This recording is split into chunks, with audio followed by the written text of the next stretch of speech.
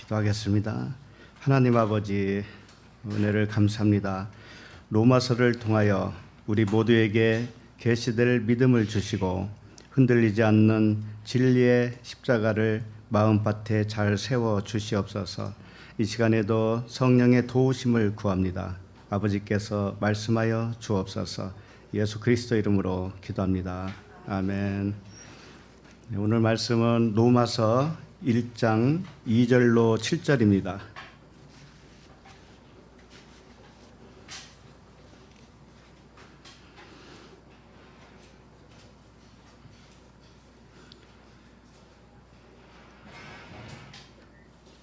로마서 1장 2절로 7절 함께 읽겠습니다. 시작.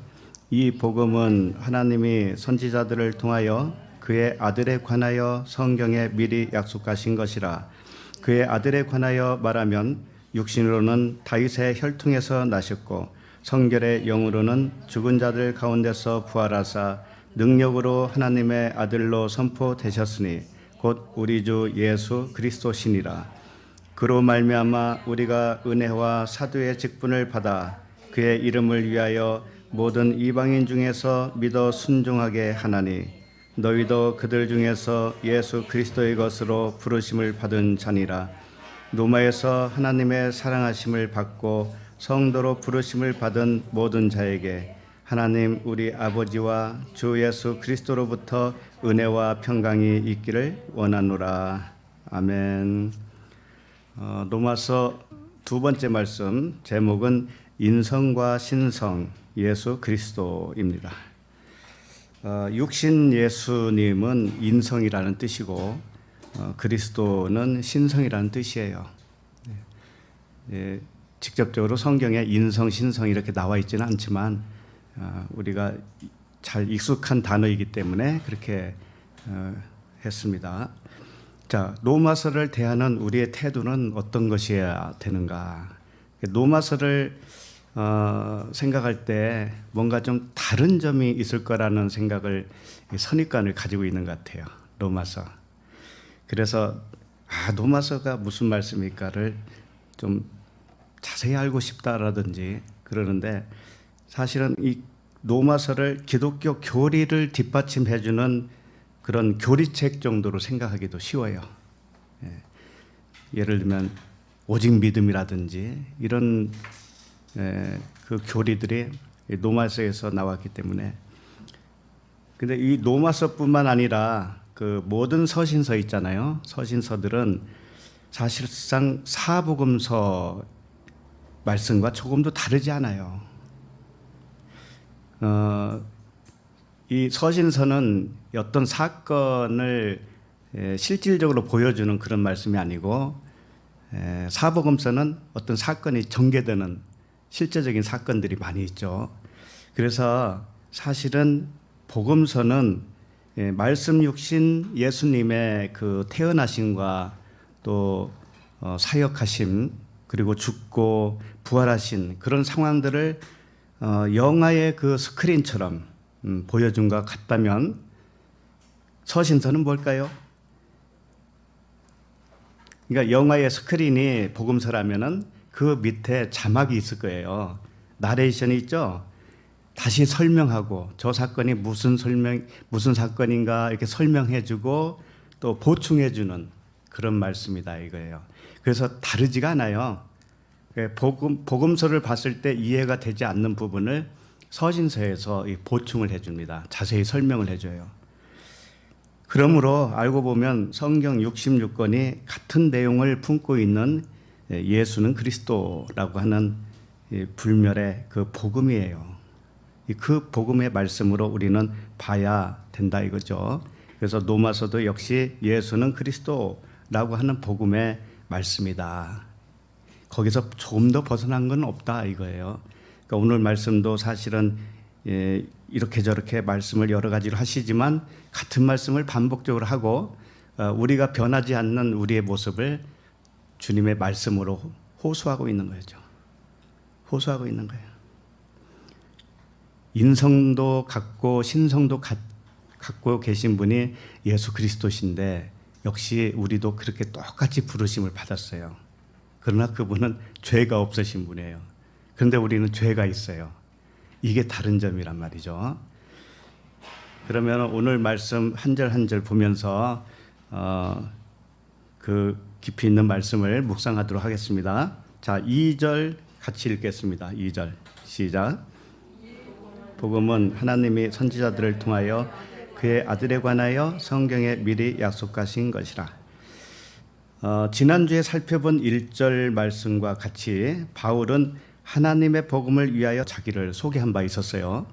하나님의 복음을 위해서 택정함을 입었다. 그러므로 이 복음, 여기서 말하는 그 2절에서 말하는 이 복음은 무슨 복음이겠어요? 하나님의 복음이죠. 그렇죠? 그러나 이 복음이라고 했지만 이 단어가 호스라고 하는 단어예요. 이 관계대명사예요. 관계대명사. 그러니까 뭐 유한겔리온 이렇게 써 있지 않아요. 그냥 어느 한쪽 저것은 이런 뜻이에요. 그러니까 1절에서 이미 하나님의 복음에 대해서 말씀을 했기 때문에 저것은 이라고 이렇게 해도 이게 하나님의 복음은 이런 뜻이죠. 그렇죠? 그런데 왜 이렇게 했을까? 호스라고 하는 관계대명사로 이 지시대명사예요. 그러니까 하나님의 복음이라고 하는 것을 어떤 지시를 하고 있는데 하나님의 복음이 그냥 복음이 아니다라는 것을 이 단어 속에서도 가르쳐주고 싶어서 그런 거예요. 그게 무슨 뜻인가 하면은 하나님의 복음은 이 둘이 있다면, 두 개가 있다면 그 중에 이쪽이다 이거예요. 성경은 정확합니다. 항상 둘 중에 이쪽을 말씀을 하고 있어요. 겉과 속이라면 속을 말하고 있단 말이죠. 그러니까 이 단어 하나에서도 그것을 표명하고 싶은 거죠. 그러니까 이 복음은이라는 것이 아니고 그것은 이쪽 부분은 이런 뜻이에요. 하나님의 복음은 이쪽 부분이다 이거예요. 이쪽 부분이다. 쉽게 말하면 인성과 신성으로 오늘 아예 그 제목을 붙였으니까 인성 쪽이 아니고 뭐라는 거예요? 신성의 복음이다 이런 뜻이에요. 쉽게 말하면. 그래서 하나님의 복음이란 다른 복음과 구별하는 복음을 표현해주고 있다. 다른 복음. 그러니까 사도 바울이 우리가 전한 복음 이외에 다른 복음을 전하면 저주를 받을 것이다. 이런 말씀도 한 적이 있죠. 그러니까 바로 그 얘기예요. 이게 어떤 뭐 특별한 이단의 복음을 이야기하는 게 아니에요. 그게 아니고 똑같은 복음처럼 느껴지는데 사도 바울이 말하는 복음은 진짜 복음은 겉에 안에 있는 것이다. 겉부분 안에 있는 그 복음을 진짜 복음이라고 하는 것이다. 이거예요. 그러니까 예수는 그리스도라고 하는 말씀이 거기에요. 거기 답이에요. 예수라고 하는 겉에 부분에 있는데 그 속에 있는 그리스도의 복음. 이것이 진짜 복음이다. 그것을 항상 말씀하고 계시는 거죠. 그래서 2절을 보면은 이 복음은 하나님이 선지자들을 통하여 그의 아들에 관하여 성경에 미리 약속하신 것이다. 자, 이 복음은 그러니까 첫째 것과 두 번째 것이 있는데 첫 번째는 예수죠. 두 번째는 그리스도인데 이 첫 번째 것과 두 번째 것이 있는데 그것이 무엇이냐라는 것을 여기서 표현하고 싶은 거예요. 다시 말하면 이 복음은 하나님이 선지자들을 통하여 이렇게 돼 있죠. 그러니까 선지자들을 통하여 성경에 기록한 말씀이 있죠. 이게 성경 말씀이잖아요. 구약으로 말하면 모세오경과 선지자 시편이죠. 자, 이게 뭔가 하면은 이게 첫 번째 거예요. 이 글 자체는 첫 번째 거라는 거예요. 글 자체는. 자, 그런데 그 글이 표명한 것이 뭔가 하면은 미리 약속이다라는 거예요. 이게 언약이라는 뜻이거든요. 미리 약속했다. 그런데 그 약속의 내용은 뭐냐면 아들이다. 아들에 관한 것이다. 이런 거예요. 자, 그러니까 이 말씀 한 절 속에서 무엇을 말하고 있는가 하면 겉과 속을 동시에 말하고 있어요. 2절 한 절 속에서 겉이 뭐냐면 선지자를 통하여 기록한 성경이고 내용이 뭐냐면 속에 있는 내용이 뭐냐면 언약이라는 뜻이에요. 약속이라는 뜻이에요. 물론 약속에 대한 내용은 아들이지만 일단 2절 속에서는 아들이라는 얘기는 없잖아요. 그러죠? 아들에 관하여라고 했는데 아들이라는 글자가 아니에요. 이게 잘못됐어요. 아들이라는 게 아니고 아우토스예요. 그러니까는 복음, 하나님의 복음이라는 뜻이에요. 그게 하나님의 복음을 성경에 미리 약속했다 이렇게 봐야 돼요. 자, 3절에서는 아들이라는 말이 나와요. 아들은 히오스라고 하는데 2절에서는 아들이 아니에요. 그러니까 아우토스 그거이라는 뜻이거든요. 이미 앞에서 말한 어떤 그게 뭔가 하면 하나님의 복음이잖아요. 그러니까 성경을 통해서 성경에 미리 기록한 것, 선지자들을 통하여 기록한 것, 모세와 선지자의 글과 시편, 누가복음에서 우리 이미 봤죠. 모세의 글과 모세의 율법과 선지자의 글과 시편, 이 모든 것들이 풀어서 해석을 해 주시니까 보이던 예수님은 온데간데 없어졌잖아요. 그러니까 이 모세의 글, 선지자의 글, 이런 성경 말씀이 뭔가 하면은 예수라는 뜻이에요. 글 자체는 예수예요. 그런데 거기서 그리스도를 발견하면은 예수는 눈에 보이지 않고 그리스도만 발견하는 거죠. 그와 같이 지금 2절에서는 선지자를 통하여 성경에 무엇인가를 기록을 했는데 그게 언약이었다. 하나님의 복음에 대한 언약이었다. 이런 뜻입니다. 그러니까 성경과 하나님의 복음 이렇게 두 개, 겉과 속을 표현해주고 있었던 것이죠. 그러면 성경을 지금 여기 2절에서 핵심이 뭔가 하면은 선지자들을 통하여 기록한 그 성경 말씀이 언약이었다라는 것을 말씀하고 있어요. 언약이 하나님의 복음이다라고 하는 겁니다. 자, 그러면 언약이 아니면 어떻게 될까요? 그 말씀이 어떤 말씀이 될까요? 언약으로 하나님의 말씀을 안 보면 모든 말씀이 행위책이 됩니다. 행위책, 율법이 되어요. 그래서 행위로는 의롭다 여김을 받을 자가 없잖아요. 그래서 생명책의 기록이 안 돼요. 그렇게 보면. 그래서 행위책으로 보게 되면 큰일 나기 때문에 이걸 언약으로 봐야 된다라고 하는 것을 오늘 2절에서 설명하고 있는 거죠. 자, 요한복음 13장 19절 잠깐 볼까요?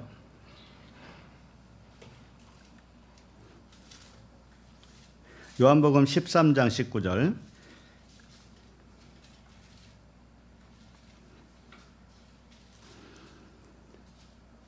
오늘 말씀에 보면 미리 약속했다 이렇게 돼 있죠. 미리. 왜 미리 약속을 해야 될까요? 하나님은. 왜? 그게 무슨 뜻인가 하면은 요한복음 13장 19절에서 잘 말씀하고 있습니다. 시작. 지금부터 일이 일어나기 전에 미리 너에게 일러둠은 일이 일어날 때에 내가 그인 줄 너희가 믿게 하려 함이로라. 예. 지금 일이 일어나기 전에 미리 너희에게 일러둠은 일이 일어날 때에 내가 그인 줄 너희가 믿게 하려 합니다. 너희들이 나를 믿게 하려 합니다. 라고 했을 때 여기서 보면은 이 일이 일어나기 전에 미리 너희에게 약속한 건 성경 말씀이에요. 성경 말씀이고 그 일이 일어날 때가 뭔가 하면은 성경 말씀이 풀어져서 거기서 진리를 발견할 때를 말하는 거예요. 이게 역사적인 흐름으로 봐서는 안 됩니다. 그래서 일이 일어날 때라고 하는 것은 진리를 깨닫게 될 때라고 하는 거죠. 그렇게 깨닫게 될 때, 그 말씀이 이 말씀이었구나라는 것으로 이제 깨닫게 돼요. 그래서 그분이 이분이구나, 예수가 이분이구나, 그리스도구나, 이걸 깨닫게 되는 것이죠. 그래서 오늘 로마서에서도 미리 약속했다고 하는 것은 뭔가 하면은 누군가에게는 그 어떤 역사적 흐름으로 봐서는 안 된다고 그랬죠. 누구에게는 미리 성경을 우리가 이제 배우잖아요. 배우면은 미리 말씀을 한 거예요, 그게. 우리가 성경을 배우고 교회에서 성경 말씀을 듣고 하잖아요. 그러면 그게 다 우리 안에 들어오는 하나님의 말씀이란 말이에요. 하나님의 말씀인데 그게 미리 말씀한 거예요. 미리 말씀했는데 그 당시는 몰라요, 그게 뭔지를. 이스라엘 백성들은 메시아를 기다렸다고 그랬잖아요. 메시아.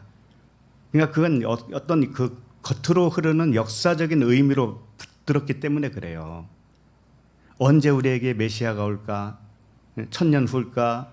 2000년 후일까? 이렇게 기다리는 것은 역사적인 예수님, 역사적인 하나님으로 인식을 하기 때문에 그래요. 그게 아니고 메시아를 기다린다고 하는 것은 이 말씀이 풀어지면 그게 바로 메시아가 우리 안에 쏙 들어오는 거예요. 근데 오해를 하기 때문에 그걸 그렇게 받아들이지 못했죠. 그러나 이스라엘 백성들이 전체가 다 그렇게 멍청하지는 않을 거예요. 그 중에는 하나님이 부르신 자가 분명히 있어요. 소수지만은 있다고요. 그런 맥락이 또 계속 이게 흘러갈 겁니다. 손자와 손주를 통해서 할아버지가 깨달은 그 복음을 그들이 또 듣고 어느 가문에는 그렇게 흐르고 있을 수도 있죠. 잘 알려지지 않아서 그렇지. 그래서 미리 약속한 것은 뭐냐면 성경 말씀이에요. 쉽게 말하면. 그리고 그 말씀이 일러둔 그 말씀이 뭔가 일이 일어날 때라고 하는 것은 그 말씀이 깨달아질 때예요. 진리로 깨달아졌을 때. 이때를 의미하는 거기 때문에 모든 성경은 하나님의 아들 예수 그리스도에 관한 언약을 말씀하신 거예요. 언약이에요. 언약. 언약으로 못 보면 행위책이 됩니다. 그 얘기는. 그래서 예수로는 죽어야 되고 죽고 나니까 그리스도로 살게 되는 것이다. 이게 언약의 핵심이잖아요. 자, 그래서 2절 말씀은 지금 하나님의 말씀과 언약 이렇게 두 가지로 대치해서 우리에게 설명을 했어요. 자, 그러면 3절은 아들에 관하여 육신 이런 혈통 이런 말씀을 하십니다. 3절을 읽겠습니다. 3절 시작. 그의 아들에 관하여 말하면 육신으로는 다윗의 혈통에서 나셨고. 자, 이 말씀도 하나님의 복음이 무엇인지 가르쳐 주시는 말씀이에요. 자, 1절에서 하나님의 복음에 대해서 설명을 했잖아요. 그러니까 지금 계속 말씀하시는 게 뭔가 하면은 하나님의 복음이 뭔지 아냐. 이걸 계속 설명하고 있다고요. 자, 2절에서는 선지자들의 그 성경과 언약 이 두 가지로 이렇게 표현해 주면서 이것이 하나가 될 때 하나님의 복음이라고 하는 측면으로 설명했다면, 자, 3절은 그의 아들에 관하여 말하면 이렇게 되어 있죠. 그의 아들로 이제 설명을 하겠다라는 거예요. 2절에서는 언약으로 설명했다면 2절에서는 아들로 설명하겠다. 이제 아들은 두 가지 측면이 있어요. 육신의 혈통과 있고 그다음에 성결의 영. 이제 다음 절에서는 성결의 영으로 표현을 하죠. 그러니까 첫 번째 지금 3절은 육신으로는 다윗의 혈통 이것을 설명하는 겁니다. 자, 그런데 아들이라고 하잖아요. 아들. 하나님이 자기 아들을 이 세상에 보냈다라고 하는 것은 우리가 다 아시죠. 그러나 그분이 예수 그리스도신데 그분은 그럼 하나님과 다를까요? 예수 그리스도시는 그분이 아들로 표현했기 때문에 아들이니까 하나님 아버지와 다를까요? 그러면 하나님 아버지가 따로 계시고 아들이 따로 계시고 이렇게 되잖아요. 근데 표현을 왜 아들로 했을까? 그게 궁금하잖아요. 물론 하나님 자신이에요. 나를 본 자는 아버지를 보았거늘. 그러죠? 주님이. 그러니까 예수님을 본 자는 하나님 아버지를 본 거예요. 그러나 또 자신을 소개할 때 아들이라고 한단 말이죠. 아들. 그럼 이게 왜 그렇게 할까? 아들이라고 하는 의미가 뭐예요? 히오스, 아들. 히브리어로는 벤이라고 그러죠. 벤이라고 하는 것이 아들이라고 하지만 이걸 세웠다라는 뜻이에요. 세워졌다. 이렇게 세워졌다. 진리로 세워졌다. 그러니까 지금 그 아들이라고 하는 것은 사실은 부모에게서 나온 자식이죠. 분명히 부모에서 나온 자식이란 말이에요. 그러면 예수 그리스도께서 하나님의 아들이라면 하나님이라고 하는 부모에게서 나온 아들이라는 측면이 되겠죠. 자, 이것은 우리가 참 이해하기 힘들어요. 그렇기 때문에 삼위일체 하나님이라고 하는 교리를 만들어냈습니다. 삼위일체 하나님, 성부, 성자, 성령, 이렇게. 그럼 그분이 각각 있고, 또 이제 설명하기 어려우니까 그것이 하나다라고 하고, 하나인데 또 각각이고, 이게 설명하기 힘들어요. 자, 그러면은 요한복음 1장 18절을 좀 잠깐 보도록 하겠습니다. 요한복음 1장 18절.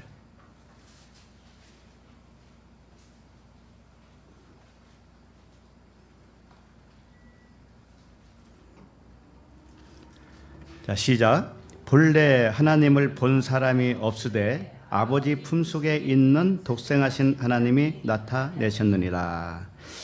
본래 하나님을 본 사람이 없다고 그러죠.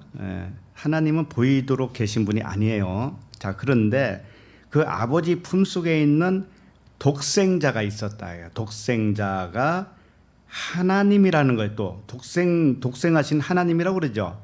그러니까 독생자는 아들로 표현하고 있지만 그 아들도 하나님이죠. 똑같다는 거죠. 그런데 아들이라고 할 때는 왜 아들인가 하면은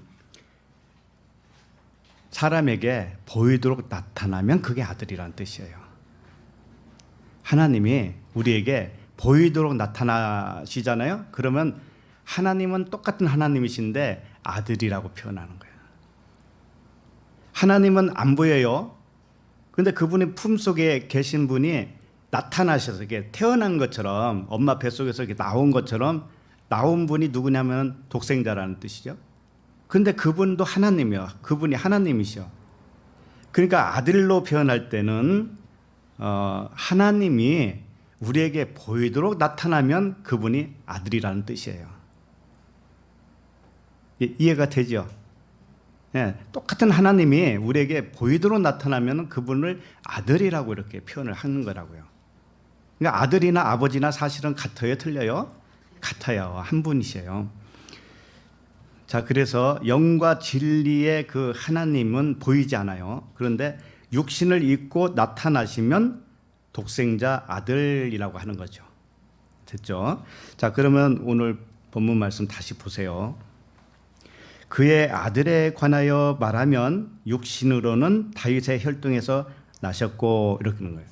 자, 그러면 아들은 아들인데 아들이 육신적으로 보이는 아들이 있고 이제 그 다음 절에서는 성결의 영이니까 성결의 영은 분명히 안 보이겠죠. 안 보이는 아들이 있고 이 두 아들로 오신 분이 누군가 하면은 예수 그리스도라는 거죠.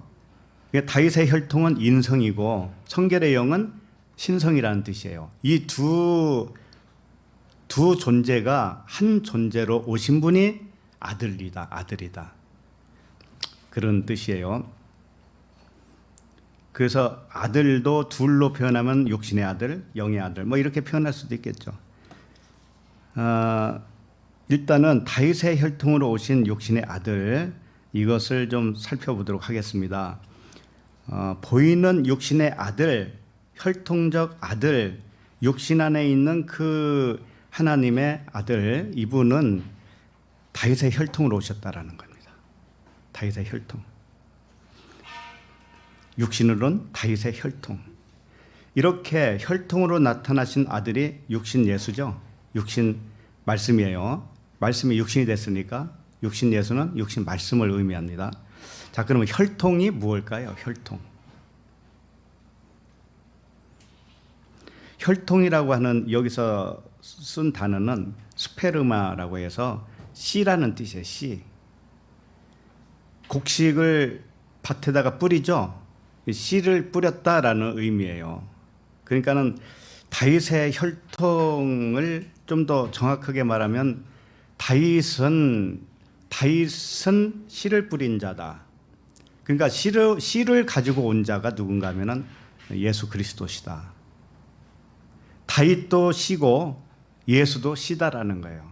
자, 그러면 이게 무슨 뜻이냐면 여러분 밭에다가 씨를 뿌려야 열매가 이제 거둘 수 있는 그 식물이 자라고 그러잖아요. 그러니까 씨는 반드시 첫 번째 거잖아요. 첫 번째 거. 그러나 씨가 그대로 있으면 돼요, 안 돼요? 안 되죠. 그래서 이 성경에 보면 겨자씨 뭐 그런 비유, 밭에 곡식을 뿌리는 비유, 이런 비유들이 많이 나타나죠. 그렇게 해서 씨를 뿌리면 나중에 그 줄기가 자라고 거기서 열매가 열리죠. 그래서 그 열매를 추수해서 알곡은 어디에다 넣어요? 곡간에 이렇게 집어넣잖아요. 그와 같이 혈통이라고 하는 것은 씨라는 뜻이에요. 씨는 첫 번째 거라는 뜻이고, 씨는 반드시 죽어야 돼요. 반드시 죽어야 할 것이란 말이죠. 그래서 요한복음 12장 24절에 보면 유명한 말씀이니까 제가 읽어드릴게요. 내가 진실로 진실로 너에게 이르노니 한 알의 밀이 땅에 떨어져 죽지 아니하면 한 알 그대로 있고 죽으면 많은 열매를 맺느니라, 이렇게 되어 있습니다. 그러니까 땅에 떨어져 죽어야 할 한 알의 밀이 누군가 하면 예수님이시죠. 육신이란 말이죠. 다윗의 혈통이라는 뜻이에요. 그러니까 육신으로 말하면 이렇게 해서 시작을 했잖아요. 그러니까 육신은 반드시 땅에 떨어져서 죽어야, 거기서 한 알 그대로 있으면 안 되니까 거기서 죽어야 많은 열매를 맺을 수 있다. 그 많은 열매가 뭔가 하면은 그리스도잖아요. 진리잖아요. 그렇죠? 그리고 진리의 자녀들이죠. 예. 그러니까 지금 로마서에서 말씀하시는 그 혈통으로 나타나신 아들은 반드시 땅에 떨어져 죽어야 많은 열매를 맺을 수 있는 육신에 속한 말씀이에요. 선지자의 글이에요. 모세의 율법이에요. 이건 첫 번째 것이란 말이죠. 자, 그럼 우리들은 어떨까요? 우리들도 주님과 똑같이 부르심을 받았어요. 우리도 두 가지, 다윗의 혈통, 그 다음에 성결의 영, 이렇게 두 가지로, 육과 영, 이렇게 우리 두 가지로 이렇게 주님이 부르셨다고요. 자, 그러면 반드시 죽어야 할 게 뭐예요? 육이죠. 육이라고 하는 것은 이 살덩어리를 말하는 게 아닙니다. 육의 생각을 말하는 거예요. 세상으로부터 온 육신의 생각, 이게 육이에요. 그리고 율법으로부터 온 생각 있죠? 이게 육이에요. 그것은 다르게 말하면 법이라고도 해요. 율법이라고도 해요. 이것은 반드시 깨져야 된다라는 거예요. 깨지고 사랑으로 이것이 완성이 되어야 된다는 의미죠.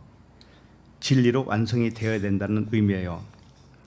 그래서 주님은 철저하게 육신의 계보를 따라서 옵니다. 육신의 계보를 따라서 정확하게 오셔요. 그렇게 한 이유는 뭘까요? 자, 마태복음 1장 1절에 보면 아브라함과 다윗의 자손 예수 그리스도의 계보라 그랬어요. 아브라함과 다윗의 자손 예수 그리스도의 계보. 그러니까 육신으로 말하면 아브라함과 다윗의 계보를 따라서 오신 분이 육신 예수예요. 예수 그리스도시에요. 그런데 왜 이렇게 했을까요? 어차피 육신이 죽어주시는 분인데 왜 갑자기 이렇게 정확하게 육신의 계보를 따라서 오셔야만 하느냐 이거죠. 여기에도 이런 똑같은 그 진리의 말씀인데 뭔가 하면은 육신이 풀어지면, 육신의 말씀이 풀어지면 그게 진리가 된다고 그랬죠. 자, 그러니까 아브라함과 다윗의 자손으로 오신 그분은 일단은 육으로 보면은 정확하게 아브라함과 다윗의 자손으로 오셨죠. 이것을 일단 보면은 약속이에요, 약속이 아니에요? 약속이죠. 미리 말씀하신 대로 이루어졌잖아요. 예, 겉의 말씀으로도 그렇게 약속이 이루어졌습니다. 그런데 이것은 혈통이에요, 분명히. 약속이 이루어졌지만 그건 혈통이란 말이죠. 이것을 진리 차원에서 이제 봐야 된다는 거예요. 그럼 진리 차원으로 보면 뭐예요? 혈통은 깨져야 되는 것이죠. 그럼 무엇만 남았냐면 언약만 남는 거예요, 언약만. 하나님이 언약으로 오신 분을 설명하기 위해서 아브라함과 다윗의 자손으로 정확하게 오게 하셨어요. 그런데 그 이면의 진짜 뜻은 뭔가 하면은 예수 그리스도는 율법이 아니고 언약이다라고 하는 것을 가르쳐주고 싶은 거라고요. 그래서 이사야 11장 1절에도 이새의 줄기에서 한 싹이 나며, 이새의 줄기가 뭐예요? 이새는 다윗의 아버지잖아요. 그러니까 다윗의 줄기죠, 사실은. 이새의 줄기에서 한 싹이 나며 그 뿌리에서 한 가지가 나며 결실할 것이요. 예. 그 뿌리에서 한 가지가 난다. 이 가지는 뭐냐면은 선지자의 글이에요. 겉으로 보면은 성경 66권이에요. 근데 거기에서 뭐가 난다고 하는 거예요? 결실할 것이다. 열매가 날 것이다. 알곡이 거기서 추수가 될 것이다. 그러니까 다윗의 혈통으로 오신 예수가 곧 그리스도로 계시될 때 하나님의 아들이 된다, 이런 뜻이에요. 우리도 마찬가지입니다. 이게 정확해요. 우리도 일단은 이 하나님의 말씀이 겉의 말씀이 속의 말씀으로 풀어져야 되죠. 우리 심령 속에서. 그러죠? 그러면 법이 죽고 사랑으로 완성이 됐다는 의미입니다. 자, 그러면 우리의 보는 눈, 우리의 가치관이 다를 수밖에 없죠. 예, 그것을 계속적으로 설명을 하고 있으니까 그렇게 해야 그게 참된 안식이다라고 하는 것입니다. 자, 히브리서 1장을 잠깐 보세요. 히브리서 1장 1절 2절.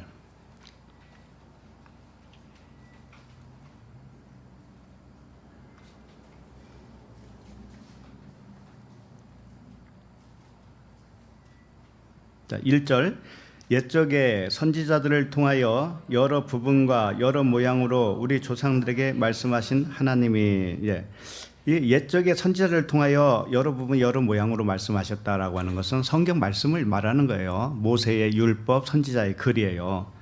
이 글을 통해서 하나님이 우리에게 말씀하시니까 말씀하셨는데, 자, 그 다음에 두 번 2절 시작. 이 모든 날 마지막에는 아들을 통하여 우리에게 말씀하셨으니 이 아들을 만유의 상속자로 세우시고 또 그로 말미암아 모든 세계를 지으셨느니라. 예.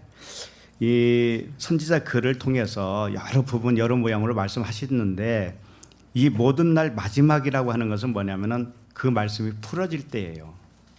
그 말씀이 나에게서 그리스도 진리로 깨달아질 때, 그때가 마지막 날이에요. 마지막 날에는 아들을 통하여 우리에게 말씀하셨다. 그러니까 그 말씀을 알고 보니까 그리스도라고 하는 아들에 관한 말씀이었구나. 진리라고 하는 하나님의 아들이라고 하는 측면으로 언약으로 말씀하셨구나. 이렇게 다 알게 되죠. 그렇게 그 아들을 만유의 상속자로 세웠다고 그랬는데, 이 만유라고 하는 단어가 파스예요. 모든 것, 전체, 이런 뜻이에요. 이 파스에 대해서 한번 설명해 드렸을 거예요. 객체가 모여서 전체가 된 거예요. 여러 가지가 있는데 그걸 한 덩어리로 모으니까는 그게 모든 것이 돼버렸단 말이죠. 이게 무슨 뜻이게요? 성경 말씀은 엄청나게 많은 분량의 각각입니다. 단어 하나하나가 다 다르잖아요. 각각이에요. 그런데 그걸 전체로 모았어요. 이게 모든 것이라는 거예요. 이 만유라고 표현했지만 그런 게 아니고 진리 하나를 말하는 거예요. 진리 하나. 성경 말씀이 쫙 펴져 있으면 그 죽어 있다라고 하는 거예요. 누워 있다. 허물과 죄로 죽었다라고 하는 겁니다. 이 세상도 지금 쫙 펴져 있잖아요. 이게 허물과 죄로 죽은 거예요. 자, 우리도 세상 속에서 세상 가치관으로 살고 있죠. 그럼 나도 죽어 있는 거예요. 그 상태에서 하나로 모아져요. 하나. 진리 하나로, 사랑 하나로 모아져요.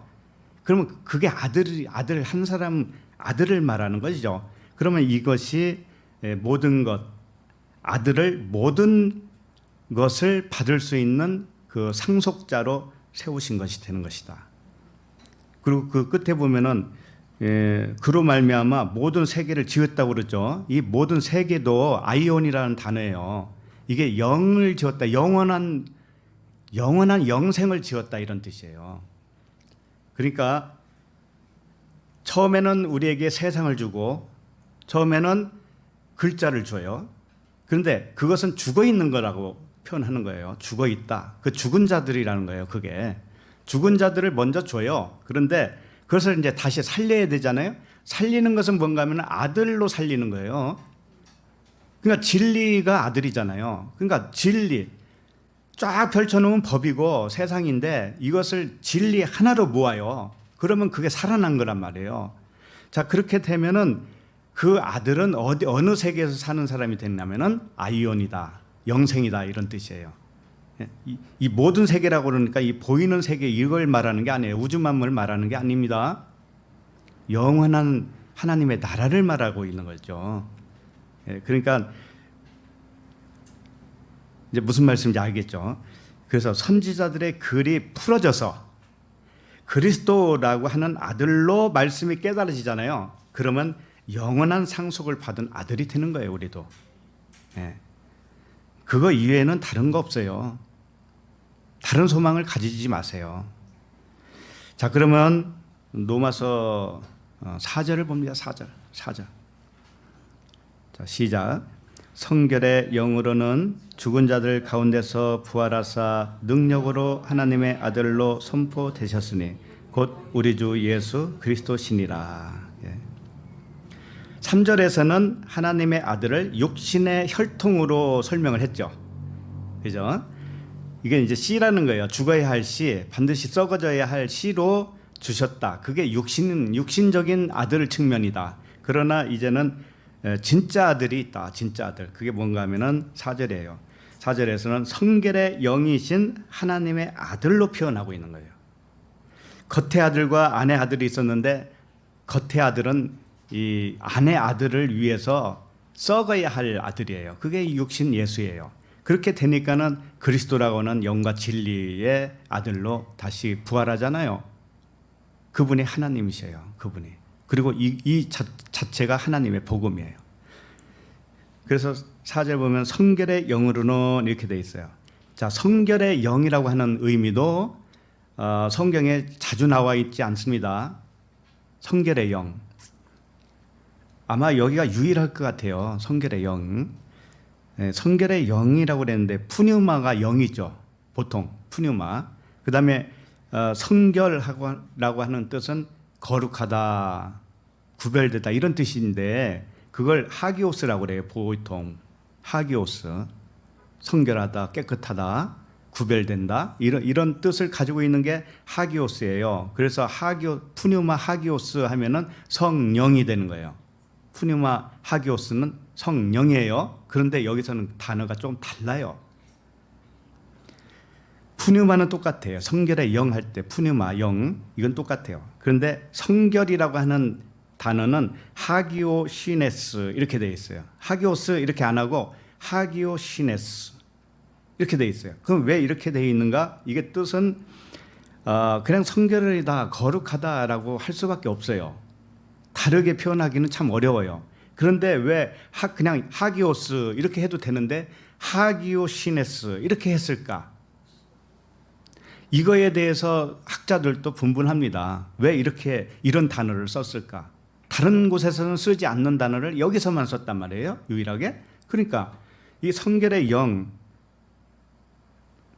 하기오시네스 왜 이렇게 단어를 썼는가 하면은 이 단어는 어떠할 때 성결의 영이라고 선포할 수 있는가 하면은 반드시 죽은 자들 가운데서 부활했을 때 사용하는 거예요. 죽은 자들 가운데서 부활했다라고 하는 측면을 강조하고 있는 거예요.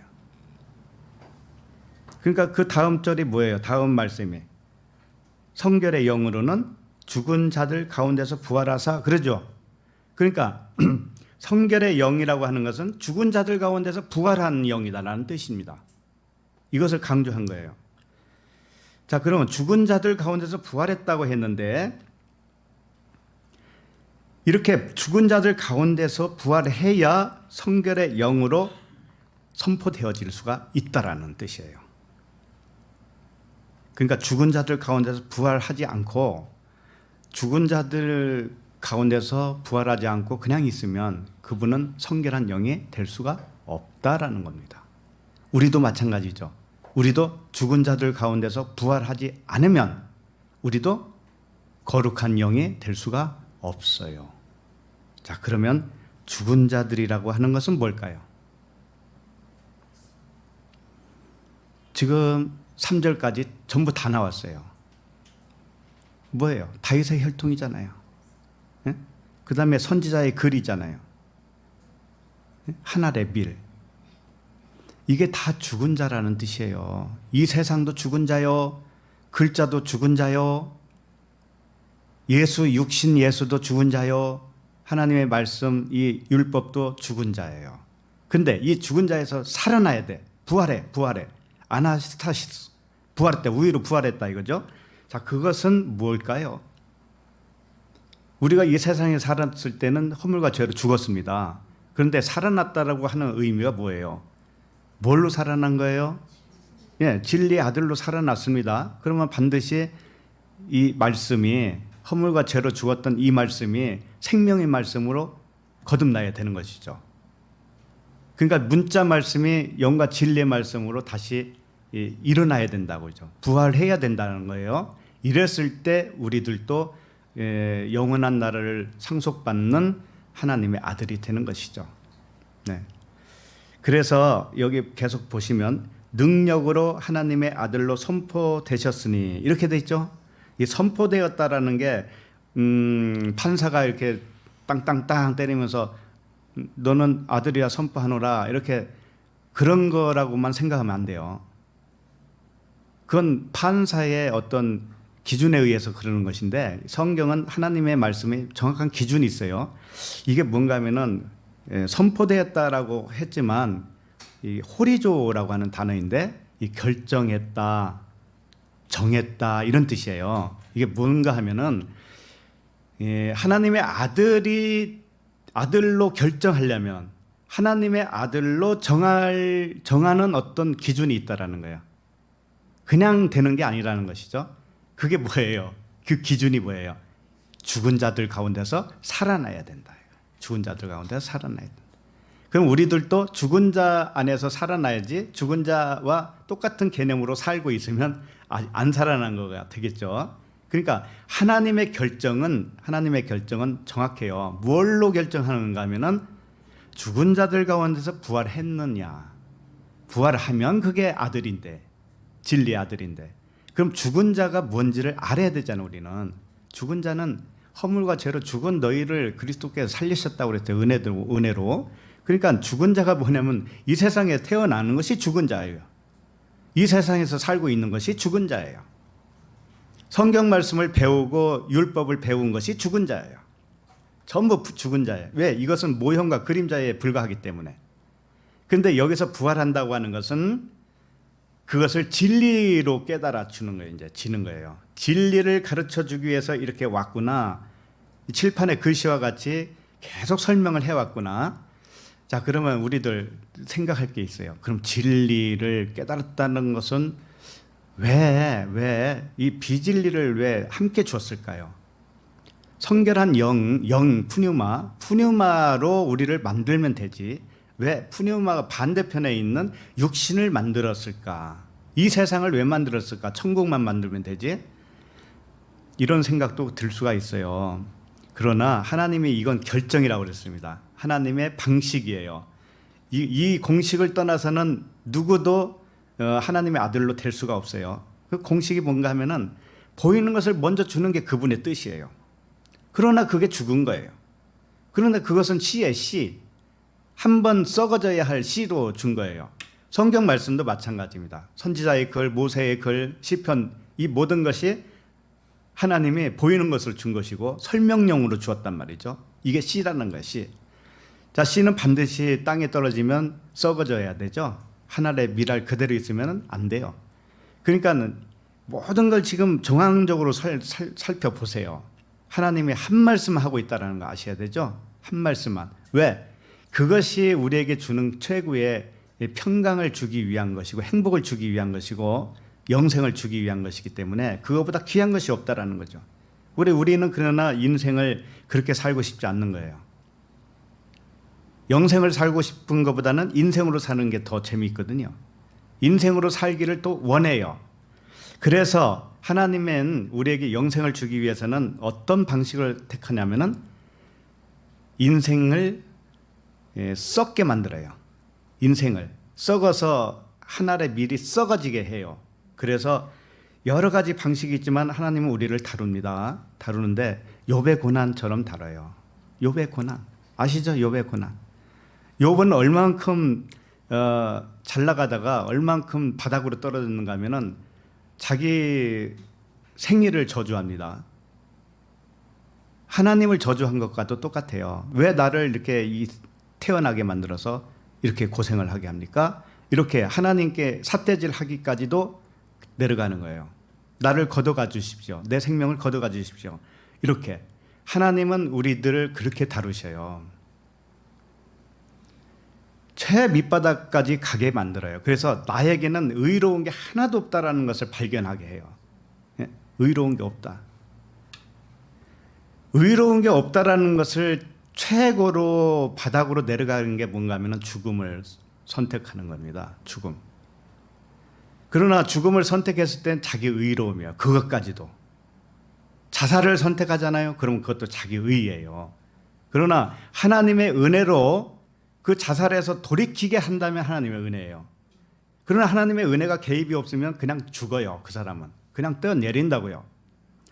그러나 그 직전까지 가게 한다니까 하나님은. 왜? 너의 의로움은 없잖아. 아무리 봐도 없잖아. 그거예요. 예? 이렇게 아프면 너는 그냥 해피하려고 그러잖아. 그래서 떠나가고 싶었잖아.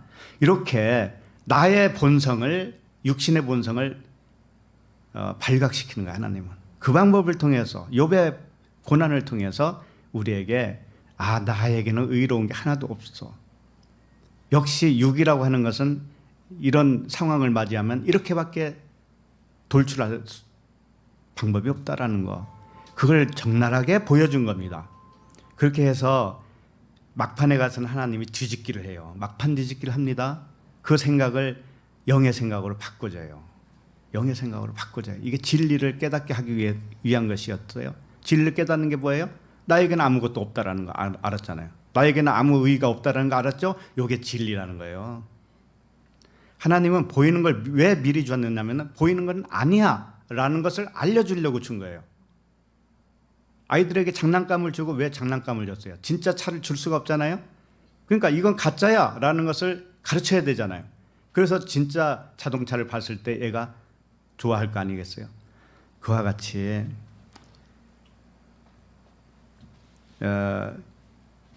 다시 보시면은 능력으로 하나님의 아들로 선포됐다 그러죠. 이게 능력으로 하나님의 아들로 결정했다, 정했다 이런 뜻입니다. 그러면 하나님의 아들로 결정되려면은 선지자의 글 다윗의 혈통이 영과 진리로 풀어져 알게 될 때, 육신으로는 도저히 하나님의 영광에 이를 수 없다라는 것 정확하게 깨닫는 거예요. 육신에게는 아무런 의의가 없다라는 것을 정말로 발견했을 때, 그때 주님이 사랑의 힘으로 능력으로 우리를 아들로 선포해줘요. 아들로 결정해줘요. 그때 하나님의 능력으로 한다는 거죠. 하나님의 능력이 아니면 될 수가 없잖아요. 그래서 우리 주 예수 그리스도시니라 이렇게 되어 있습니다. 우리의 주님은 예수 그리스도라는 거죠.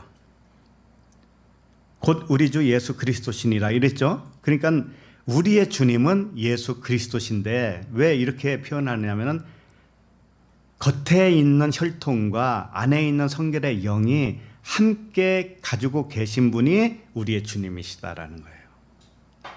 자, 그러면은 겉의 것은 주님이 뭘까요? 하나님으로 말하면 하나님의 겉의 것은 뭐예요? 예수는 뭐예요? 성경 말씀 66권이고 이 세상 보이는 세상이에요. 그리고 그들의 자녀들이 육신의 생각을 가지고 살고 있는 그들이 전부 다 예수라는 뜻이에요. 예수. 전부 다. 그러니까 주님은 어떤 주님이냐면은 겉의 것으로 보여주는 주님이시고 그것을 찢어서 없어지게 만들고 진리를 가르쳐주는 그 주님이시라는 거예요. 주님은 그냥 주님이 아니시라는 거죠. 그러니까 우리가 모를 때는 어떤 일이 있을 때 하나님 이 일이 좀 지나가고 좀 평강을 주세요. 화평 좀 주세요. 이것만 우리는 구하죠. 어떤 일이 벌어지면 그거 빨리 모면하고 싶고 그게 해결되고 싶고 그것만을 생각한다고 우리 사람들은. 그런데 하나님은 왜 그걸 주었겠어요? 너에게 의의가 없다라는 것을 가르쳐주기 위해서인 거예요. 보이는 것 가지고는 아무것도 아닌데 우리는 그것 가지고 작동을 하잖아요. 그러니까 그게 끝까지 가봐야 돼. 네가 붙잡고 있는 거, 네가 선악으로 붙잡고 있는 거 그거 아무것도 아니라는 것을 하나님은 깨닫게 되기까지 우리를 바닥을 친다고요. 예, 여지 없습니다. 여지 없어요. 그래서 내가 모든 게 다 발각되는 거죠. 아무것도 아니구나 나는 이렇게. 근데 그게 아들이라는 거예요. 예, 역설적인 거예요 항상. 자, 그러면 5절을 봅니다. 5절 시작. 그로 말미암아 우리가 은혜와 사도의 직분을 받아 그의 이름을 위하여 모든 이방인 중에서 믿어 순종하게 하나니. 예. 자, 우리가 받은 것은 여기서 두 가지라고 그래요. 그로 말미암아 우리가 은혜와, 그러죠? 은혜를 받았어요. 첫 번째. 그 다음에 사도의 직분을 받았다. 이렇게 돼 있죠. 두 가지를 받는 거예요, 우리가. 사도 바울이 받은 것이 사도의 직분만 받은 게 아니에요. 은혜를 받았다라는 뜻이죠. 자, 은혜를, 첫 번째 은혜를 좀 생각해 봅시다. 은혜를 카리스라고 그래요. 카리스. 자, 그럼 은혜는 어떤 의미를 가지고 있을까요? 은혜는 은혜 받았다. 저 사람이 나에게 은혜를 베풀었다. 뭐 이러잖아요. 근데 은혜는 값없이 줄 때 은혜라고 그래요. 그러니까 값없이 줄 수 없는 건데 값없이 줬어요. 자, 누군가가 나한테 정말 금덩어리 하나를 줬다고 칩시다. 그러면 그건 그냥 줄 수 없는 거잖아요. 응? 값없이 줄 수 없는 거예요, 그 금을. 그런데 값없이 나한테 뭔가 요구하는 것도 없고 그냥 줬어요. 그냥. 그걸 뭐라고 하냐면 은혜라고 하는 거예요. 그걸 은혜라. 그러니까 우리가 은혜 받았다고 하는 것은 조건부가 될 수가 없죠. 내가 하나님께 이렇게 했더니 하나님이 나에게 뭘 줬다. 이건 조건부잖아요. 근데 은혜는 조건부가 아니에요. 무조건적인 사랑인데 그걸 은혜라고 합니다. 은혜는 결코 자격이 될 수 없는 것을 긍휼로 의롭다 여겨주시는 거예요. 우리가 이 육신으로는 의롭다 여김을 받을 수가 없잖아요. 그런데 은혜가 임하면, 은혜는 뭔가 하면은 의롭다 여김을 못 받는 나를 의롭다 해주시는 거죠. 그게 은혜예요. 그러니 사도 바울이 사도의 직분을 받은 것뿐만이 아니고 은혜를 받았다고 하는 것은 자기는 사도 직분을 받을 수도 없고 의롭다 여김을 받을 수 없는 존재인데 은혜가 있기 때문에 그게 가능했다라는 거예요. 그죠? 우리도 마찬가지입니다. 하나님이 우리를 긍휼을 여겨주시고 은혜를 주시지 않으면 우리는 하나님 앞에서 그냥 티끌이에요. 아무것도 될 자격이 없는 자들이에요, 우리는. 그거 우리가 순간순간 놓치기가 쉬워요. 순간순간 놓칠 때가 언젠가 하면은 하나님을 원망할 때 보면 알아요. 하나님, 내가 이렇게 할 만큼 했잖아요. 라든지, 하나님, 도대체 왜 그래요? 라든지, 이렇게 전화벨 소리가 울립니다. 그래서 자격이 되는 것을 의롭다 하는 것은 은혜가 되지 않죠.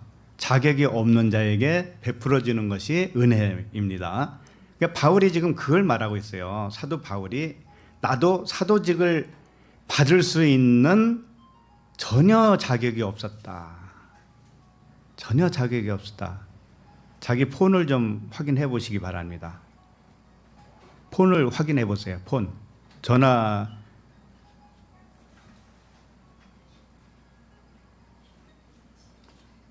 네, 확인되셨어요? 네, 감사합니다. 워낙 집중을 하다 보니까 벨소리를 못 들을 정도예요.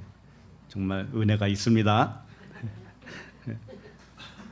그러니까 사도 바울조차도 이 은혜, 자격이 없는 자기를 자격을 부여해 주는 그 은혜, 긍휼, 이것이 없으면 자기는 사도가 될 수가 없는 거예요. 저는 안 그러겠습니까? 저도 은혜 받을 자격이 없고요. 여기서 말씀 전할 자격이 없어요, 사실은.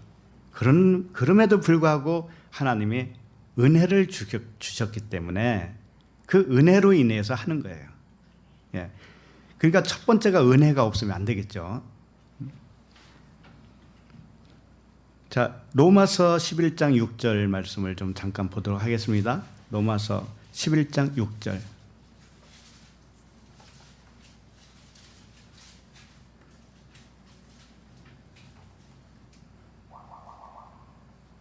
시작. 만일 은혜로 된 것이면 행위로 말미암지 않음이니 그렇지 않으면 은혜가 은혜되지 못하느니라. 네. 자, 행위로 하면은 그게 은혜가 아니라는 것이죠. 행위로는 우리가 하나님 앞에 의롭다 여김을 받을 장사가 없는데 은혜로 되었다라는 거예요. 그렇지 않으면 은혜가 은혜되지 않는 거죠.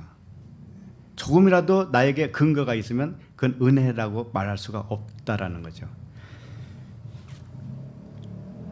그러니까 은혜로 준 것이 무엇인가 하면은 의롭지 않은 것을 먼저 주셔요. 의롭지 않은 것을. 그것이 이 세상이고 성경 66권이에요. 이게 은혜의 반대편이에요.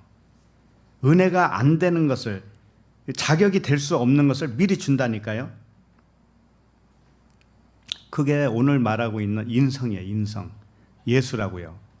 보이는 것. 보이는 세계에서 내가 보이는 것으로 하나님 앞에 의롭다 여김을 받으려고 하고 있는 나. 그것이 뭔가 하면은 전부 다 은혜를 못 받은 자죠. 은혜를 못 받고 그것으로 행위로 하려고 하는 시도죠. 이것이 뭔가 하면은 의롭지 않은 거예요. 의롭지 않은 것을 우리는 먼저 살고 있는 거예요. 저 어느 분이 그런 말씀도 하더라고요.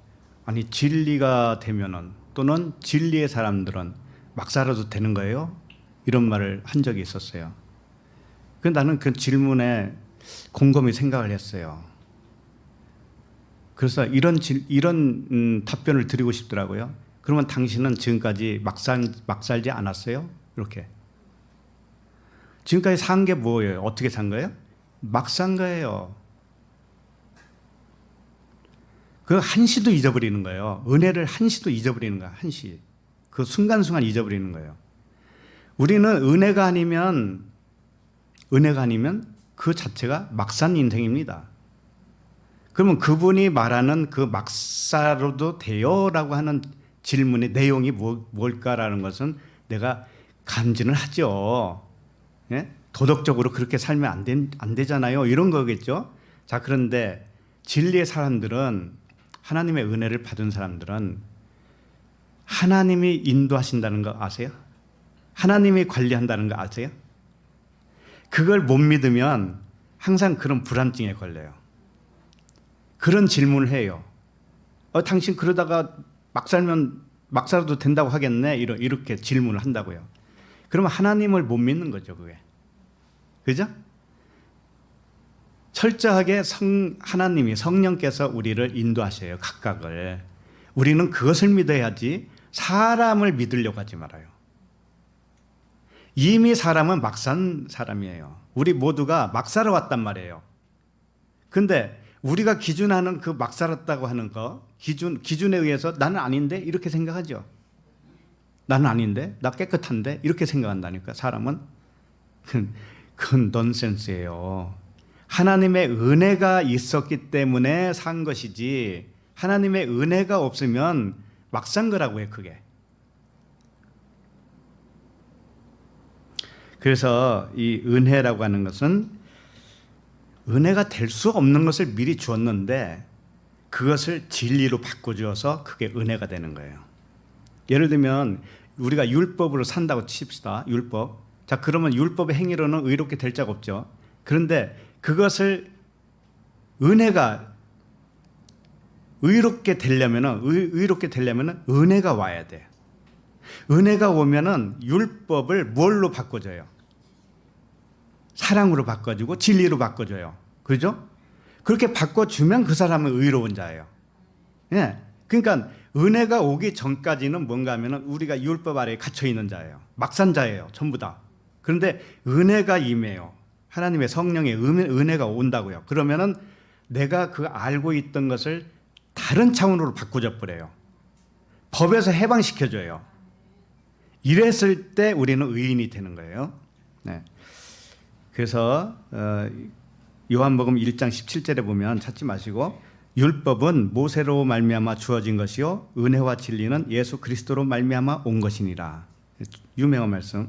자, 그럼 이게 무슨 뜻이냐면은 율법은 모세로 말미암아 주어졌다고 그러죠. 그러면 율법의 의로는 의롭다 함을 받을 수 있어요, 없어요?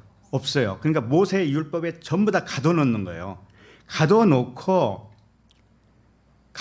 행위로 의롭다 여김을 받으려고 막 발부둥 치잖아요. 그 상태로 놔두는 거예요. 그러다가 은혜와 진리는 뭐냐면 예수 그리스도예요. 은혜와 진리는, 은혜는 예수요, 그리스도는 진리죠. 은혜와 진리. 자, 그분이 오셔요. 그분이 오신다는 건 뭐냐면은 은혜로 일단 오셔요. 은혜로 오시면은 그 율법과 똑같아요. 은혜는 율법과 똑같은 것인데 첫 번째로 준 것이 은혜라고 그랬잖아요. 근데 은혜가 은혜돼야 되잖아요. 율법이 은혜가 되려면은 예수라고 하는 분이 먼저 죽어주셔야 돼. 죽어주신다고, 스스로가. 죽어주시면 뭐가 보이냐면 그때부터 우리들은 진리가 보여요. 그러니까 그렇게 은혜가 뭔가 하면은 똑같은 율법을 주시고 율법으로 오셔요. 일단 그분이 육으로 오셔요. 오셔서 죽어주셔요. 그분이 죽어주시면 율법이 이제는 깨지죠. 그러면서 우리들의 눈이 열려서 율법 속에서 진리를 발견하는 거예요. 완전히 율법을 뒤집어 주는 거예요. 진리로. 그러면 그게 그리스도잖아요. 그런 방법이란 말이죠. 하나님은. 그래서 모세와 처음에는 율법은 모세로부터 말미암아 온 거예요. 우리들을 다 가둬요. 그러고 나서 은혜와 진리가 오셔요. 그래서 은혜로 죽어주셔요. 그분이. 율법으로는 죽어주셔요. 그런 은혜가 어디 있습니까? 그 죽음의 은혜 때문에 나에게 은혜가 되는 거예요. 그게. 그래서 율법으로 보지 않고 하나님은 그때부터는 우리를 율법을 안 봐요. 율법이 죽어주셨었기 때문에. 그러니까 진리로 본단 말이죠. 사랑으로 본다, 영으로 본다라는 거예요. 그렇기 때문에 우리는 살아남을 수가 있어요. 겉의 것으로는 살아남을 자가 없다. 다 막산자니까. 그렇게 되는 거죠. 그리고 로마서 3장 20절에 보면 그러므로 율법의 행위로 그의 앞에 의롭다 하심을 얻을 육체가 없나니 율법으로는 죄를 깨달음이나. 율법으로는 의롭다 여김을 받을 자가 없어요. 그래서 그걸 사망의 법이라고도 하죠. 이 사망의 법, 율법을 은혜로 만들어요. 하나님은 은혜로 만들어서 진리가 되게 하시는 분이다. 그분이 예수 그리스도시다.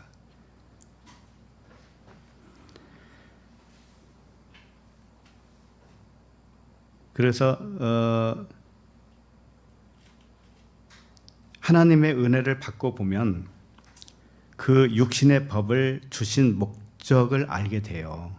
하나님의 은혜를 받고 보면은 나에게 육신의 생각 기준으로 세상적인 기준으로 살다가 하나님이 이제 은혜를 주잖아요. 은혜를 줘요. 그러면 지금까지의 그 모든 것도 하나님이 쓰임을 통해서 쓰려고 그걸 주셨구나라는 걸 알아요. 우리가 과거의 일들은 주마등처럼 이렇게 지나가기도 하잖아요. 그러나 그것이 하나님 앞에서는 전부 다 선한 재료로 사용하는 거예요. 우리는 그런 눈을 못 보면은 그 겉으로 보이는 것만 정죄하게 돼 있어요. 그러니까 이런 말이 있죠. 똥 묻은 개가 못 묻은 게 나무란다. 우리는 그럴 자격이 없는 사람입니다. 은혜가 아니면 한시도 우리는 의롭다 여김을 받을 수 없는 거예요. 그 은혜가 그만큼 중요한 거예요. 은혜가. 그래서 이 사망의 법이 생명의 법으로 전환이 돼요. 은혜가 임하면은. 이게 얼마나 정말 큰 복입니까? 그죠? 그래서 우리들은 은혜로만 되었기 때문에 자랑할 것이 있어요, 없어요? 없어요. 그래서 고린도후서 11장 29절에 보면 내가 부득불 자랑할진대 내가 약한 것을 자랑하리라. 바울은 자랑을 하긴 하는데 자기의 약한 걸 자랑하는 거예요. 그래야 은혜가 되는 거니까. 모든 것이 은혜로 됐다라는 것을 인정하는 거죠. 믿는 거예요. 예. 그래서 에베소서 2장 8절에도 너희는 그 은혜에 의하여 믿음으로 말미암아 구원을 받았으니 이것은 너희에게서 난 것이 아니요 하나님의 선물이라. 예, 은혜, 카리스는 선물이란 뜻이에요. 선물이에요. 우리는 선물 받을 자격이 없는데 하나님이 선물을 주셨어요. 구원의 선물을 주셨어요. 자, 그러면 5절을 다시 보세요. 5절을 보시면 그로 말미암아 우리가 은혜와 사도의 직분을 받아 그의 이름을 위하여 믿어 순종하게 하나니 이렇게 돼 있죠. 예. 그로 말미암아 우리가 은혜와 사도의 직분을 받았다. 그로 말미암아 예수 그리스도의 은혜로 말미암아 은혜도 받고 은혜를 받고 보니 사도의 직분도 가능했더라는 거죠. 그래서 이게 두 가지예요. 그래서 받았다, 직분을 받았다라고 하는 단어가 람바노예요. 받았는데 이게 참 재미있어요. 성경은 빈틈이 없어요. 받았는데 복수로 쓰여 있어요. 복수로. 한 가지만 받은 게 아니고 두 가지 이상 받았다는 거죠. 그럼 지금 바로 설명했잖아요. 몇 가지를 받은 거예요? 두 가지. 은혜와 사도의 직분. 그러니까 받긴 받았는데 단수로 쓸 때도 많이 있어요. 받는다고 하는 단어가. 근데 복수로 썼어요. 두 가지를 받는다 이거예요. 은혜와 사도의 직분. 우리도 마찬가지예요. 하나님께 뭘 받아요? 은혜와 직분을 받아요. 은혜와 직분. 직분은 아들이라고 하는 직분이에요. 사실은. 그죠? 예. 은혜를 받아야 되는 거예요. 은혜가 없으면 안 돼. 은혜를 받고 또 직분도 아들의 직분을 받는 거예요. 두 가지를 받는다 이거죠. 이것이 예수 그리스도라고 하는 의미예요. 예. 그래서 은혜와 사도의 직분 이 두 가지를 동시에 받았다. 예. 은혜는 인성을 의미해요. 인성. 그리고 사도의 직분은 신성을 의미하는 거예요. 사도가 은혜를 받았다고 하는 것은 뭐냐면 인성으로 이제는 안 하게 해주시는 거예요. 인성도 신성으로 바꿔주시고, 그 다음에 사도의 직분이 뭐예요? 복음을 전하는 직분이니까 뭘 전해야 되겠습니까? 진리만을 전해야 되죠. 진리의 복음만을 전해야 되죠. 그러니까 이 은혜와 사도의 직분 이것도 사실은 예수 그리스도라고 하는 것과 이게 대치돼요. 똑같아. 그 다음에 그의 이름을 위하여. 그의 이름은 누구냐면 예수 그리스도셔요. 예수 그리스도신데 예수는 죽은 육신의 혈통, 그죠? 죽은 육신의 혈통에서 그리스도는 뭐예요? 거기서 부활해서 하나님의 아들로 선포된 이름이죠. 그러니까 예수 그리스도 하면은 예수는 은혜요, 그리스도는 진리고, 예수는 육신의 혈통이고 그리스도는 성결의 영이에요. 그러나 예수는 은혜라고 했죠. 은혜와 진리라고 그랬죠. 은혜와 진리가 이제 하나가 되어진다고 하는 것은 은혜가 될 수 없는 육신이, 원래는 은혜가 될 수 없어요. 육신을 은혜로 만드니까 은혜로 뭘 만들었어요? 진리로 만든 거예요. 진리로. 그러니까 우리도 율법, 이 세상, 육신의 생각 이것을 그게 은혜인데 은혜를 은혜되게 해야 되거든요. 그러니까 하나님의 은혜가 임해서 그것을 뭘로 만드느냐면 그걸 진리로 만들어요. 그래서 진리 하나로 되는 거예요. 결국은.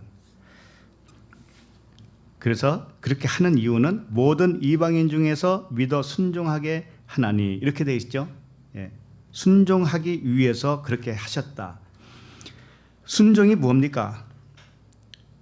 오늘 말씀의 맥락으로 봤을 때 순종이라는 건 뭐냐면은 선지자의 글, 이것을 하나님의 아들 그 성결한 영으로 믿는 것을 순종이라고 그래요. 그러니까 선지자 모세 이 성경 66권 있죠? 이것을 언약으로 믿는 것이 순종이고 이것을 아들에 관한 것으로 믿는 것이 순종이다라는 거죠. 진리로 믿는 것이 순종이에요. 율법 그대로 남아 있으면 그 사람은 순종 못한 거죠. 예, 다 그런 말씀입니다. 자, 그러면 오늘 말씀 6절을 읽겠습니다. 6절 시작. 너희도 그들 중에서 예수 그리스도의 것으로 부르심을 받은 자니라. 네. 부르심을 받은 자다라고 하는 것도 복수로 쓰여 있어요. 물론 뭐 여러 사람이 부르심을 받았으니까 그렇게 하겠지 그런 게 아니고 우리도 똑같이 두 가지로 부르심을 받았다 이거예요. 뭔가 하면은 육신의 혈통과 성결의 영으로 두 가지, 육과 영으로 이렇게 부르심을 받았어요. 예수 그리스도와 똑같은 모양으로 우리도 부르심을 그렇게 받았다라는 거예요. 자, 그 다음에 너희도 그들 중에서 예수 그리스도의 것으로 부르심을 받은 자니라 그랬는데 우리들을 어떤 모습으로 부르시는가 하면은 예수 그리스도의 것으로예요. 예수 그리스도의 것, 소유격으로 되어 있으니까 우리는 예수 그리스도의 소유로 부르심을 받았다 이거죠. 근데 그걸 몇 가지로 받아요? 두 가지로. 그러니까 예수 그리스도 두 가지잖아요. 예수와 그리스도, 육과 영이죠. 그와 똑같이 우리도 육과 영으로 부르심을 받았다 이런 겁니다. 근데 그렇게 부르심을 받고 나서 어떻게 하냐면은 육은 날마다 죽노라가 돼야 돼요. 육은. 그래야 영으로 날마다 사노라가 되죠. 예, 이것만 달라져요. 그걸 은혜로 그렇게 해주세요. 은혜로. 자, 그러면 7절을 읽겠습니다. 7절. 자, 시작. 로마에서 하나님의 사랑하심을 받고 성도로 부르심을 받은 모든 자에게 하나님 우리 아버지와 주 예수 그리스도로부터 은혜와 평강이 있기를 원하노라. 예. 이 말씀이 좀 길죠? 그런데 이 말씀도 전부 예수는 그리스도라는 의미를 갖고 있습니다. 이게 무슨 말이냐면은 로마에서 하나님의 사랑을 받고 성도로 부르심을 모든 자에게, 그러니까 이게 지금 두 가지를 말하고 있어요. 로마, 그 다음에 성도죠. 그죠? 로마와 성도예요. 로마는 예수라면 성도는 그리스도예요. 그렇게 앞에 것은 은혜가 될 수 없는 거였었는데 은혜로 만들어줘요. 그러면 뒤에 거 성도가 돼요. 이렇게. 자, 로마는 이런 뜻을 가지고 있어요. 이 강하게 하다라는 의미를 가지고 있어요. 강하게 하다. 자기 자신이 강하다는 얘기가 아니고 강하게 하는 자예요. 그게 예수잖아요. 강한 자는 누구냐면 그리스도예요. 그러니까 그리스도를 깨닫게 하는 자가 예수죠. 그와 같이 로마에서 성도가 나왔잖아요. 성도. 그러니까 성도가 강한 자거든요. 그러니까 로마는 성도를 만들어내기 위해서 있는 존재인데 이것을 하나님이 은혜를 주면은 로마가 성도와 똑같이 되는 거죠. 은혜를 주면은 그와 같은 거예요. 그래서 로마라고 하는 이 단어 속에는 작별이라는 의미가 있어요. 작별. 그 다음에 안녕히 계세요라고 하는 그런 의미를 가지고 있어요. 로마가. 자, 이게 무슨 뜻이냐면은 작별은 뭐냐면은 육이잖아요. 육이 영으로 변하면은 작별이죠. 그러니까 사도 바울이 로마로 마지막으로 가잖아요. 로마로 가서 거기서 이제 순교당하죠. 그러니까 작별을 하는 곳이에요. 로마는. 그러니까 로마는 마지막 우리 목숨줄과 똑같은 거예요. 목숨줄을 육으로 가지고 있는데 그것이 이제 작별이 되는 곳, 로마는. 그래서 마지막 천국으로 들어가는 관문이죠. 그래서 로마는 강하게 만들어주는 마지막이에요. 마지막이고 작별을 하게 하는 거예요. 육으로는 작별을 시켜요. 마지막 그 의미를 가지고 있어요. 로마가. 그러니까는 로마에서 하나님의 사랑을 받고 성도로 부르심을 받은 모든 자, 성도. 로마는 성도를 낳아주는 곳이에요. 그리고 그러니까 예수는 그리스도죠. 그것도. 그 다음에 우리 아버지 하나님 우리 아버지와 주 예수 그리스도로부터 은혜와 평강이 있기를 원하노라. 하나님 우리 아버지와 주 예수 그리스도는 하나예요. 하나님 우리 아버지는 주 예수 그리스도예요. 똑같아요. 나를 본 자는 아버지를 본 자 그랬잖아요. 그거 똑같은 거예요. 그걸 하나님 아버지께서 존재하는 방식을 말하고 있는 거예요. 지금 하나님의 아버지의 존재 방식은 뭐냐면 예수 그리스도의 방식으로 존재한다 이거예요. 보이는 것과 보이지 않는 것으로 존재하시는 분이시다. 하나님 아버지는 그런 분이시다. 그러면 우리가 보이는 세계에 살고 있죠? 왜 하나님 아버지예요. 그런데 보이지 않는 하나님의 아버지가 진짜죠.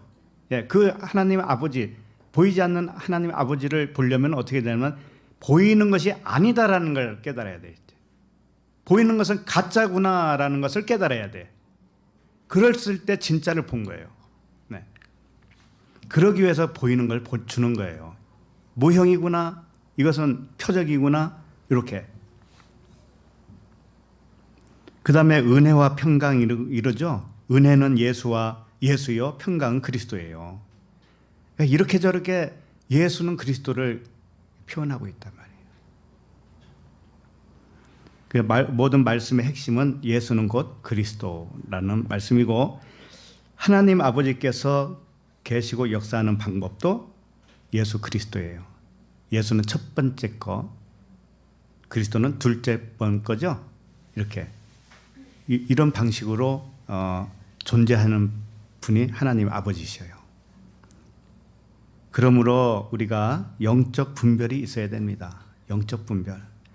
보이는 문제에 대하여 죽을 때 성결의 영으로 부활하는 거죠. 그럼 우리는 보이는 문제가 1차적으로 다가오잖아요. 피부로 오고 눈으로 보이고 말로 들리죠. 자, 이것에서 죽어야 된다는 거죠.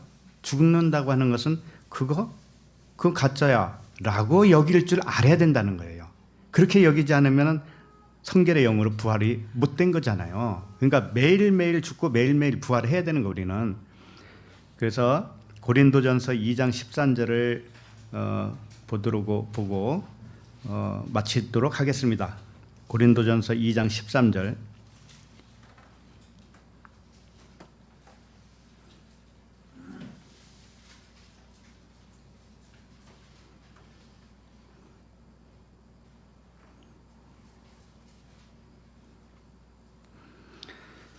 고린도전서 2장 13절 시작. 우리가 이것을 말하거니와 사람의 지혜가 가르친 말로 아니하고 오직 성령께서 가르치신 것으로 하니 영적인 일은 영적인 것으로 분별하느니라. 네. 하나님의 부르심을 받은 우리는 겉과 속으로 같이 부르심을 받았죠.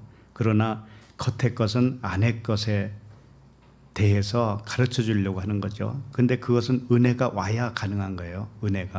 은혜가 오면 은혜가 되지 않는 것이 이제 은혜가 돼버려요. 자, 이렇게 하면은 사람의 지혜가 가르친 말로 아니하게 되어요. 사람의 지혜로 가르친 것은 뭐예요? 문자대로 하는 거죠. 보이는 대로 하는 것이고 세상적으로 하는 거예요. 자, 그런데 오직 성령께서 가르치신 것으로 한다라는 거죠. 이런 사람은 영적인 일은 영적인 것으로 분별한다. 우리가 모두 이렇게 영적인 것으로 분별하면서 살아가는 우리 모든 성도가 되기를 원합니다. 기도하겠습니다. 하나님 아버지, 이 시간에도 우리 주 예수 그리스도의 인성과 신성을 가르쳐 주시니 감사합니다. 그리스도께서 육으로는 다윗의 혈통에서 오셨고 성결한 영으로는 죽은 자 가운데서 부활하신 하나님의 아들로 결정하신 것 같이 우리들도 동일한 내용으로 부르시고 성결한 영으로 완성하시는 아버지께 감사를 드립니다. 날마다 땅에 떨어진 한 알의 밀은 썩어지게 하시고 새로운 싹이 나서 많은 열매를 맺을 수 있도록 허락하여 주시옵소서. 예수 그리스도 이름으로 기도합니다. 아멘.